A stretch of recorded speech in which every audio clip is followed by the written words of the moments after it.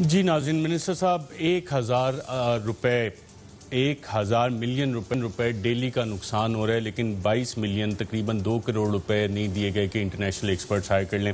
میں نے پتہ کیا تو پاور ڈویژن کہی تھی جی ہمارے پاس سپلیمنٹری گرانٹ نہیں تھی۔ اب جو آپ فرنزک کے لیے آتھرائزیشن دے رہے ہیں اس میں بجٹ دیا جائے گا کہ انٹرنیشنل بھی اگر آپ کو ایکسپرٹیز ہائر کرنی ہے تو وہ کر لی جائے، کیونکہ اربوں روپے بچنے ہیں۔ دیکھیں اس کا مقصد کیا ہے ارشد، اور میں نے آپ کو 480 ارب سے کہانی کیوں شروع کی کہ اگر اس وقت جب آپ کی اسپیشل آڈٹ اس کا ہوا، آپ کے سامنے رپورٹ آئی، آپ کو غلطیوں کا، اوور پیمنٹ کا، آپ کو ایکسٹرا پیمنٹ کا، ان تمام چیزوں کا علم ہوا، اور آپ اسی وقت اسی قسم کی تحقیقات کر لیتے یا کمیشن بنا لیتے، فورنسک کر لیتے، تو آگے کے لیے آپ چیزوں کو ٹھیک کر لیتے۔ یہی مقصد ہے اس رپورٹ کا، اور اسی مقصد کو لے کے گئے عمران خان۔ ابھی آپ نے بار بار سسٹم کا اور مافیا کی حوالے سے بات کی، اس کا میں عمران خان نے خود قوم سے خطاب کرتے ہوئے خود اس کا جواب دیا تھا کہ یہ لوگ کہتے ہیں نا کہ آپ کی حکومت چلی جائے گی، تو حکومت نہیں، اگر میری جان بھی چلی جائے نا، میں اپنے ان غریب لوگوں کے لیے، اپنے عوام کے لیے، یہ جو سسٹم ان کا خون چوس رہا تھا ان چیزوں کے لیے آیا ہوں کہ یہ چیز نہیں ہوگی، اب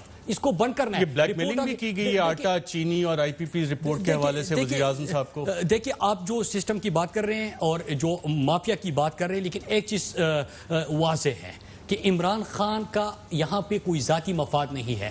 عمران خان اس ملک کو ٹھیک کرنے آئے ہیں، اس فرسودہ نظام کے اندر جو خامیاں ہے اس کو دور کرنے آئے ہیں۔ آٹا مہنگا ہوتا تھا، چینی 140 روپے پہ چلی جاتی تھی، کسی کو علم نہیں ہوتا تھا، بیچاری عوام خریدنے کے لیے چلے جاتے تھے، ان کا اپنی مزدوری جاری کر کے۔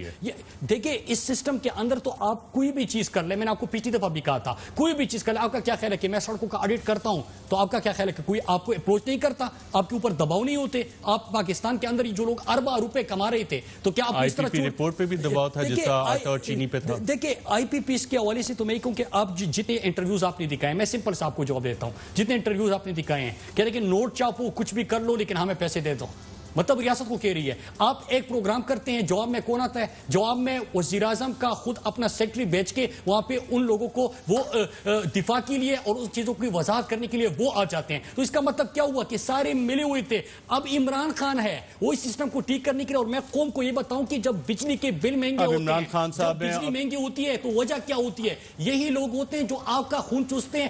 آگے کیا ہوگا؟ ابھی بھی آہستہ ہر سال یہ بجلی کے بل مزید مہنگے ہونے تھے۔ یہ رپورٹ جب منطقی انجام تک پہنچے گی تو یہ جو اربوں کے ڈاکے مارتے تھے ان کی جیبوں میں پیسہ نہیں جائے گا اور آپ کے لیے بجلی سستی ہوگی۔ کن کن پاور پلانٹس نے زائد رقوم حاصل کی، اس رپورٹ نے یہ بھی آئیڈینٹیفائی کیا ہے، اور جب بھی آپ یہ رپورٹ دیکھیں گے کہ کس کس پاور پلانٹ نے، تو یہ تمام بل آپ کی جیب سے نکلیں۔ آپ نے جتنے اضافی بل دیے، مہنگی بجلی کے بل دیے، یہ والی ایکسیس پیمنٹ جو ہیں زائد وصولی جن پاور پلانٹ نے کی اس کے نام ہے۔ اٹک جنریشن نے 14.31 ارب زائد وصول کیے، لبرٹی پاور ٹیک نے 13.63 ارب، نشاد چنیا نے 10.49 ارب زائد وصول کیے، نشاد پاور نے 9.33 ارب زائد وصول کیے، اچ پاور 2 نے 7.79 ارب زائد وصول کیے، ایٹلس پاور نے 6.47 ارب زائد وصول کیے، اینگرو پاور جن قادر پور نے 3.71 ارب زائد وصول کیے، فاؤنڈیشن پاور کمپنی نے 2.32 ارب زائد وصول کیے، سیفائر الیکٹرک کمپنی نے 20.3 ارب زائد وصول کیے، سیف پاور نے 2.02 ارب زائد وصول کیے، اورینٹ پاور نے 1.68 ارب زائد وصول کیے، ہالمور پاور نے 0.63 ارب زائد وصول کیے۔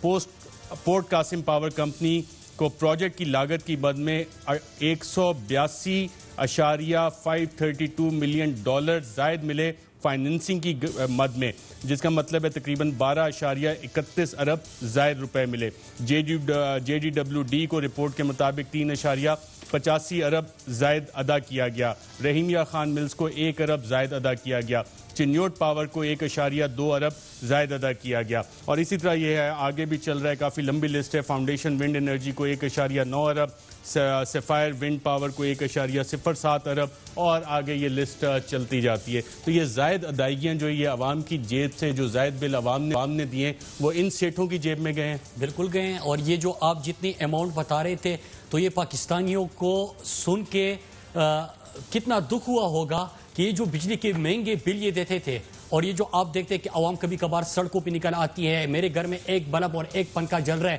میرے گھر میں اتنا بل کیوں آیا؟ تو یہ وجوہات تھی، اور یہ ابھی سے نہیں، یہ 20 سال سے یہ کہانی شروع تھی، کہیں پہ اس کو ختم ہونا تھا۔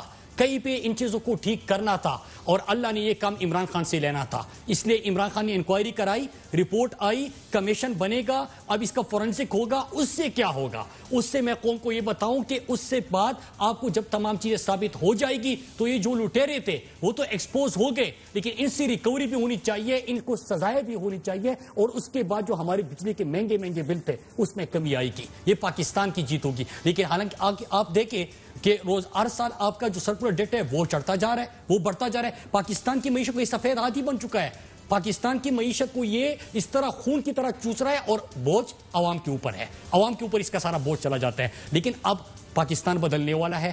آٹا مہنگا ہوتا تھا, لوگ پیسے بھرتے تھے, چینی مہنگی, لوگ پیسے دیتے تھے, یہاں پہ شور مچتا تھا, بات ہو جاتی تھی, رپورٹ آتی تھی, کہانی ختم. اور امید ہے کہ یہ چیزیں صحیح. ناظرین ایک اور کریکشن کر دوں, کیونکہ اربوں روپے کا گھٹالا ہے تو ہم لوگ بھی یہ چیزیں کرتے ہیں. ایک ٹائپو ہو گیا تھا. سفائر الیکٹرک کمپنی نے 2 ارب زائد وصول کیے, 20 ارب فگر غلطی, 2 ارب نہیں ہے, اتنی زیادہ ہے, اتنا لوٹا ہے, اس طرح کائیں ہیں کہ بندے کو سمجھ نہیں آ رہی. ملین اور بلین اور ڈالر اور روپے کا فرق ہی ختم ہو یہ گیا. رپورٹس جب پڑھ لیتے ہیں, جب ایک رپورٹ اٹھا لے, ایک پاور کمپنی کو دے کے اربہ روپے کربوں کے ڈاکے ہیں, بندہ خود بھول جاتا ہے. پھر اس میں آپ کا کوئی قصور نہیں کہ آپ نے یہ بول دیا. منسٹر صاحب بہت شکریہ پروگرام میں شرکت کرنے کا.